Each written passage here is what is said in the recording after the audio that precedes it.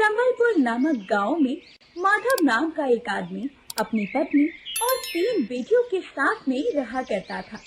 वो चाट और गुपचुप का ठेला लगाया करता और उसी से उसके घर का गुजारा चला करता। उसकी तीनों बेटियों के नाम थे सीमा, निधि और सविता।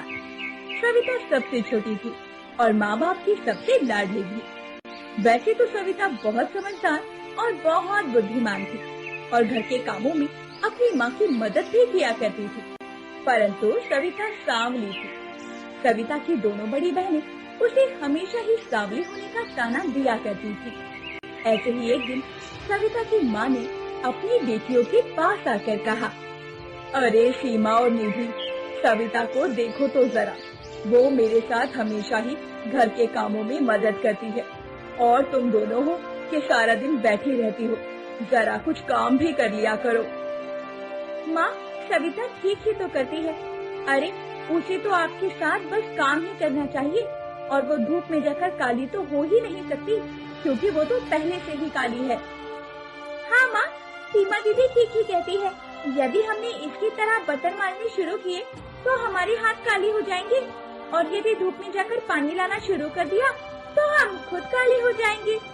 आप तो बस सविता से ही काम करवाया करो, हमसे नहीं। बेकार में हमारी रंगत पर फर्क पड़ गया तो नुकसान आप ही का होगा जब हमारी शादी कराने में दिक्कत आएगी।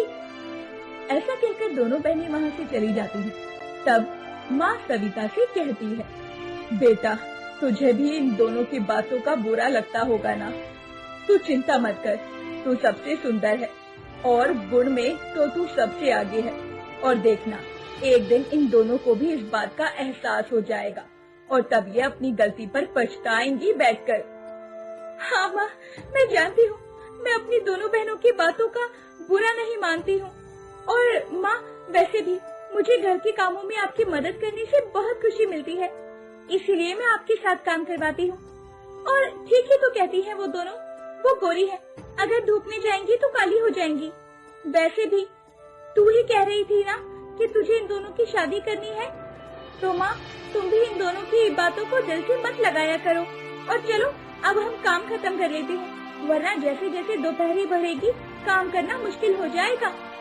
और इस तरह सविता कभी भी अपनी दोनों बहनों की बातों पर ध्यान नहीं देती थी और हमेशा अपनी माँ के साथ कामों में लगी रहती। ऐसे ही सब कुछ ठीक चल रहा था, परंतु एक दिन माधव अपना ठेला बंद करके वापस घर आ रहा था। तभी रास्ते में उसका एक ट्रक से एक्सीडेंट हो जाता है और मौके पर ही उसकी मौत हो जाती है। माधव की मौत की खबर सुनकर उसकी पत्नी के सर पर दुखों का आसमान टूट पड़ता है। नहीं नहीं, आप हमें छोड़कर नहीं जा सकते, मेरे साथ साथ 3 बेटियों की जिम्मेदारी भी आप पर है। नहीं, आप ऐसे कैसे जा सकते हैं?